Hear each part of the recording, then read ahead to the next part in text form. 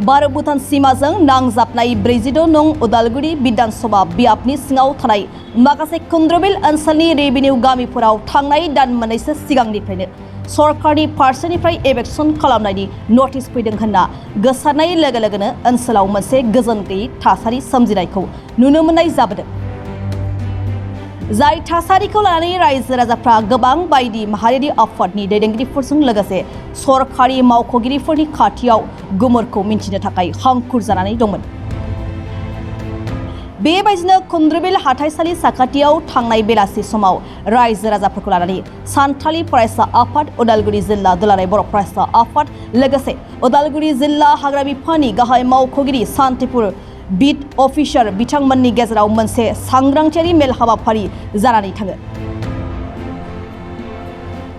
जाय मेलनि गेजेरजों फरायसा आफाद लोगोसे हाग्रा बिफानफोरनिफ्राय बेबायदि सरकारनि फारसेनिफ्राय जेबो राहा लानाय जायाखै होनना रायजोफोरनि सिगाङाव मिन्थिहोनायजों लोगोसे सोरबाफोर राजखान्थियारि दोलोआव बेवहाय लोब्बा दङब्ला जानगाराव थानाया मोजां होननाबो मैयानि सानाव गोख्रों हुमखि होनायखौ नुनो मोननाय जायो। जों उदालगुरि जिल्ला दुलाराय बर' फरायसा आफादनि मोनसे हान्जा नैबे कुन्दरबिल आमजुलि हालामाव जों सफैनो हादों। रायजो राजानि गेजेराव मोनसे गिखांनाय बा मोनसे गोनो गोथोआ दङमोन। गासैबो जाति जनगोष्ठीनिनो रायजो राजा दङ। बर', गोरखा, सान्थालि, जोंहा आदिबासि बा गुबुन गुबुन माने असमिया भाषी बिथांमोन दङ। थ' बेयाव मोनसे कनफिउजन जानायखौ जोङो नुनो मोन्दों जे थाखानाय रेभिनिउ भिलेज जि सार्कोलनि आवथायाव थानाय बेखौ फरेस्ट हिसाबै डिक्लेयार खालामनाय फरेस्ट डिपार्टमेन्टनिफ्राय बेबायदि जुजा सोलायनायखौ लानानै जथेस्थ' गोनो गोथो बा मोनसे गिखांनाया सोमजिदों। गुबुन गुबुन लेभेलाव जोङो DFO अफिसाव बा सार्कोल अफिसारजों जोंहा जगाजग जादों। बिथांमोना फोरमायदों जे इमिडियेट कुनु बेबायदि परिकल्पना गैया जे रिजार्भ फरेस्ट खालामनाय आरो इभिक्सन खालामनायबो इमिडियेट बेबायदि परिकल्पना गैया होननानै बिथांमोना फोरमायदों।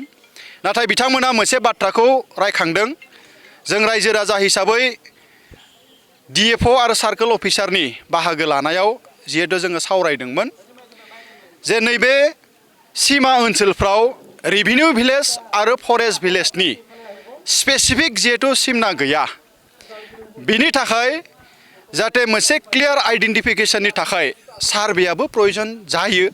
आरो सार्भेखौ जोङो मानो थाखाय नांगौ जे रेभिनिउ भिलेज जायोब्ला रेभिनिउ भिलेजखौ जोंहा जौगाहोनांगौनि मोनसे प्रयोजन थायो।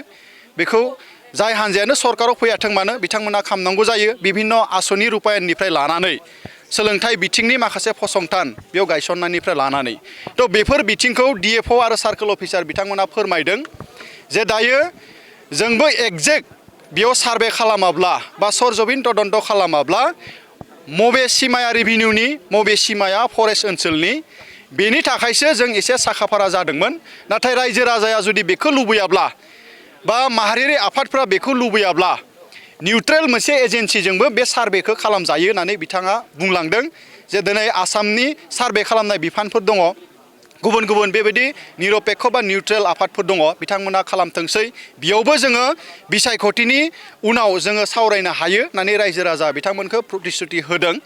दा बिथाङा बेखौबो फोरमायदों जे इमिडियेट परिकल्पना गैया। मानि थाखाय model code of conduct BTC इलेक्सननि बियो अलरेडि लागु जाबाय। दा बियो राजखान्थि बिथिङाव सोरनिबा बियो खैसारबो जानो हागौ होननानै रायजो राजायाबो सावरायदों। आरो जोङो माहारियारि आफाद हिसाबै जोंबो अबजारभेशनाव दङ जे नैबे जि जेन्युइन जि समस्या हानि मोन्थाय जोंहा फरेस्ट राइट्स एक्टनि आन्डाराव जोंहा बर' हारिया हानि मोन्थाय मोननाय जि मोनसे बेबस्था दङ। जोंनि रेभिनिउफ्राव ग्रोम ग्रोम बर' रायजो राजाफ्रा रायजो जानाय मोनसे अधिकारा दङ। बे राजखान्थिनि बा बिसायख'थिनि खैसाराव बेयाव एसे गोनो गोथो बा गुलाय गुजाय एसे सोमजिहोनो नागिरदों नामा, बिनि थाखाय जोङो एसे सांग्रां जानानै दङ। रायजो राजाजों जों सावरायदों जाहाथे जायखिजाया आनटुवार्ड इन्सिडेन्टनि थाखाय जों साखाफारा जानो हायो। एसेनोसै। दिनैहाय DFO बिथाङा आरो जिखिनि जोंहा रेन्ज आरो बिट अफिसार बिथांमोन दङ, रायजो राजा बिथांमोनजों मोनसे कानेक्ट खालामनाय बिथांमोनाबो निजाबबि हाबाफारि लादों।